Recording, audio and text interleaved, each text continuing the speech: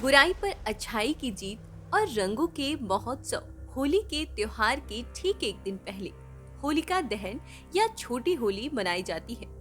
हमारे देश में हर त्योहार के पीछे कई पौराणिक कथाएं होती हैं।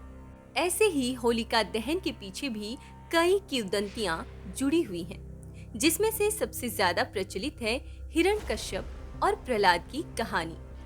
पौराणिक कथाओं के अनुसार असुर राज हिरण्यकश्यप एक बार विजय प्राप्त के लिए अपने राजपाट छोड़कर जंगल में तपस्या में लीन हो गया था।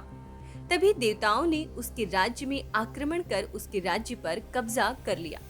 उस समय हिरण्यकश्यप की पत्नी गर्भवती थी। ब्रह्म ऋषि नारद हिरण्यकश्यप की पत्नी को अपने आश्रम ले गए, जहाँ वे उसे प्रतिदिन धर्म और विष्णु महिमा के बारे में बताते। यह ज्ञान गर्भ में पल रहे पुत्र प्रहलाद ने भी प्राप्त किया। तत्पश्चात असुर राज ने ब्रह्मा से वरदान प्राप्त कर तीनों लोकों पर विजय प्राप्त कर ली और आश्रम से अपनी पत्नी को अपने साथ ले गया। असुर राज के महल में ही प्रहलाद का जन्म हुआ। बाल्यावस्था में पहुंचते ही प्रहलाद भगवान विष्णु की भक्ति में लीन हो गया। हिरण्यकश्यप भगवान विष्णु को अपना सबसे बड़ा शत्रु मानता था।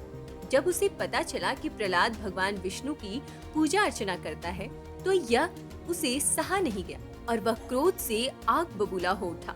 उसने गुरु को बुलाकर कहा कि कुछ ऐसा करो कि प्रहलाद विष्णु का नाम रटना बंद कर दे, लेकिन सभी युक्तियां व्यर्थ रही। बाद में हिरण्यकश्यप ने प्रहलाद को मारने की योजना बनाई।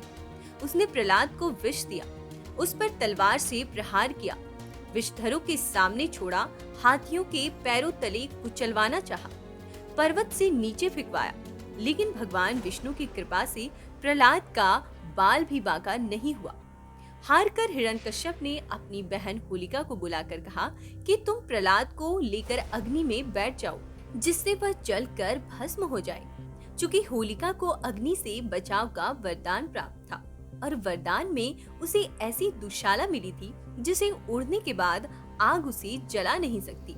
उसने हिरण्यकश्यप की बात मान ली और वरदानी दुशाला ओढ़कर प्रहलाद को गोद में लेकर अग्नि में बैठ गई। भगवान विष्णु की कृपा से वो दुशाला उड़कर प्रहलाद पर चली गई और होलिका वहीं जलकर राख हो गई। तब से होलिका दहन पर्व को बुराई पर अच्छाई की जीत के रूप में मनाया जाने लगा।